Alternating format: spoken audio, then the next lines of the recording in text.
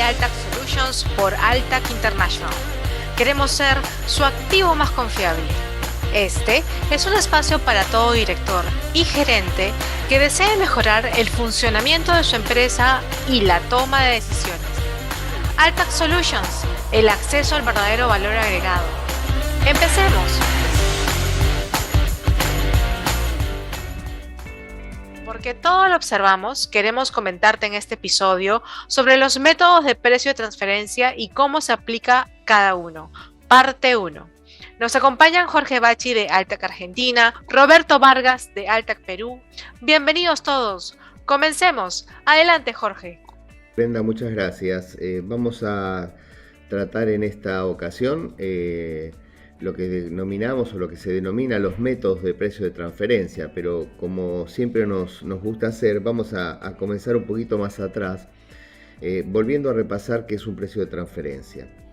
Como sabemos, cuando hay empresas multinacionales que realizan operaciones, o empresas que tienen vinculación con otras, es necesario aplicar un procedimiento para establecer si los precios a los que se pactaron esas operaciones responden a un precio como si fuera pactado entre partes independientes. ¿Esto qué significa? ¿A qué apunta estas normativas de precios de transferencia? A evitar de que se trasladen beneficios, que se trasladen utilidades hacia jurisdicciones donde la tributación sea de menor cuantía. Ahora, estos sistemas, este proceso de precios de transferencia requiere, y esto es bastante universal, o sea, la mayoría de los países han adoptado casi en su totalidad las recomendaciones de la OCDE, de seguir adelante ciertos métodos para comparar, para establecer si los precios son reales. O sea, son como entre partes independientes. Ahora, ¿cuál sería la consecuencia de que un precio de transferencia no fuera considerado como entre partes independientes? Es que la empresa a la cual no le quepa esta consideración debería ajustar el resultado de su declaración jurada de impuesto a la renta o a las ganancias, depende de cómo se la denomina en cada país. ¿Qué significa esto entonces? Vamos a hacer un ejemplo práctico. Si un país está exportando a otro país que tiene menos tasa impositiva un producto bajo del costo con el que lo haría, o sea, bajo del precio, mejor dicho, como el que lo haría con otro sujeto que no es dependiente, que no tiene vinculación económica, ¿sí? Debería ajustar el impuesto a la renta en función de esa proporción. Entonces, para eso la OCDE ha establecido ciertos métodos que en la práctica podemos hablar de los que se denominan los métodos tradicionales, como es el del precio comparable, o el de precio de reventa, o el del costo más beneficio. Y también existen otros que son los no tradicionales, como es el del costo más beneficios, y el de división de ganancias o partición de utilidades.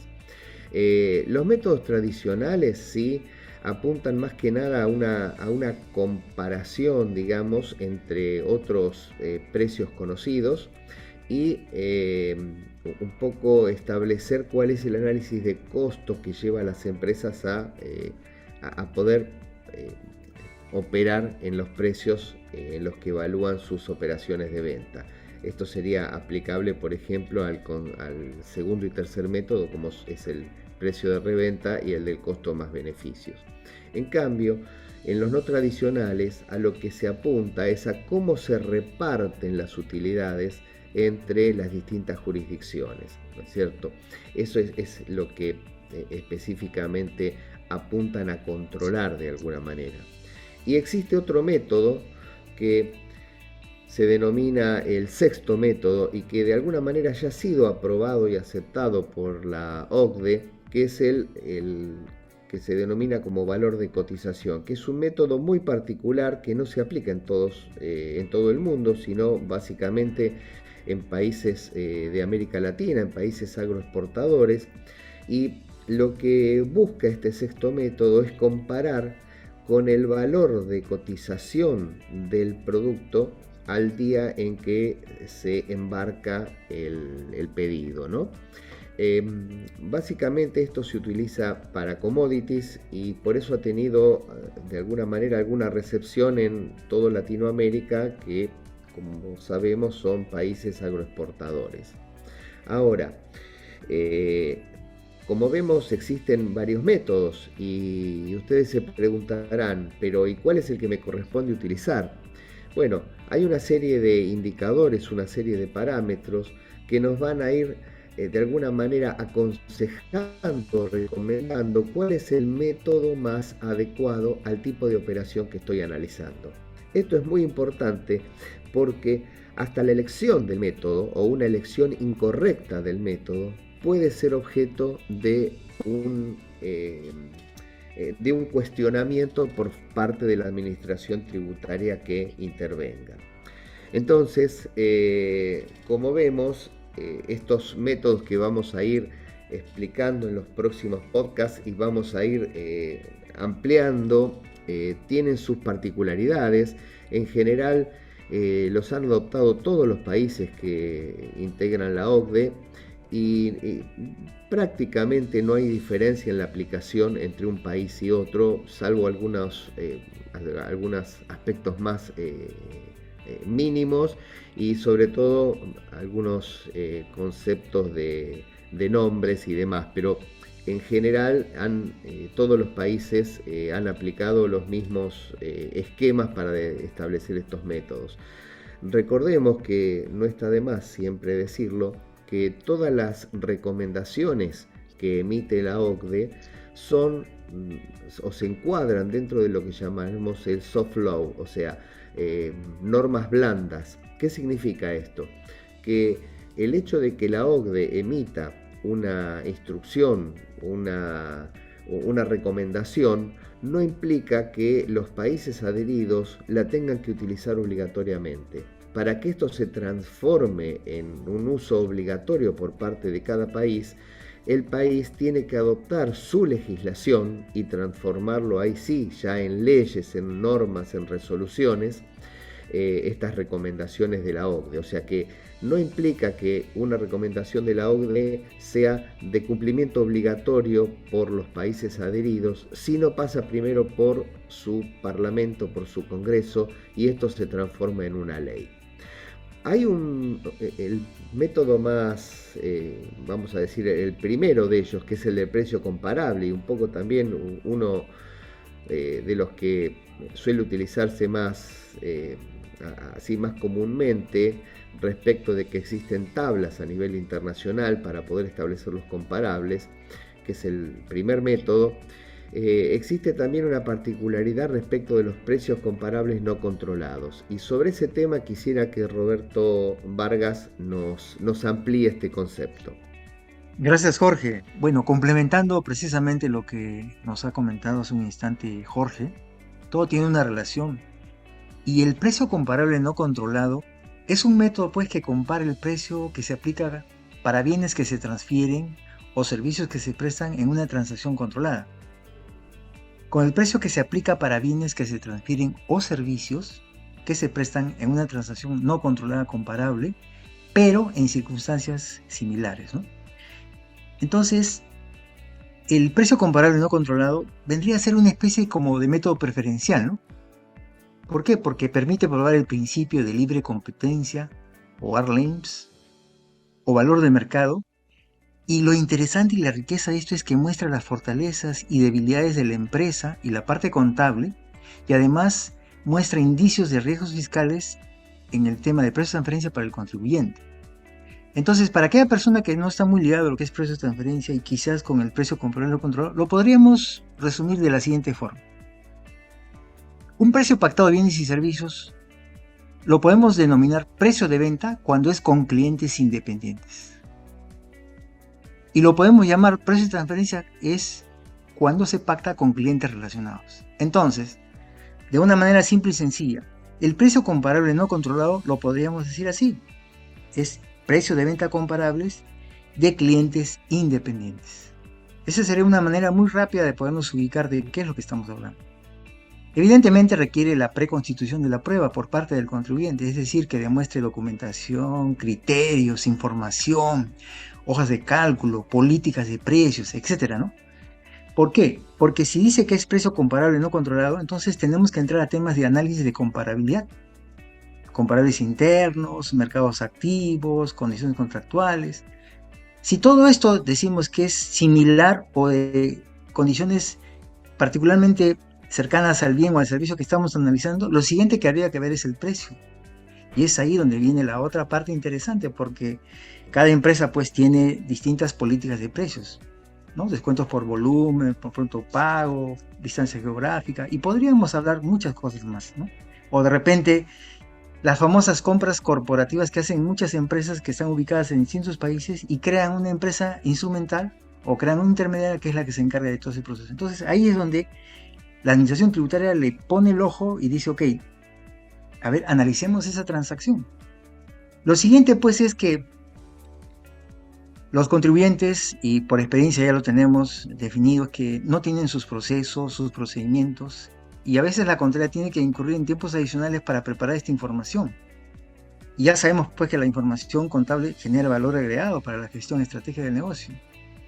Y cuando vemos este precio comparable, pues decimos, y ahora que está muy de moda, suministro, ¿no?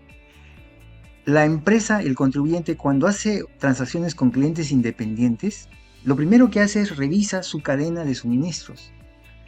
Y pueda que tenga 10 actividades dentro de la cadena de suministros, por ejemplo, logística, almacén, producción, ¿no? Distribución, comercialización, marketing, publicidad, y así podemos ir hablando, informática quizás.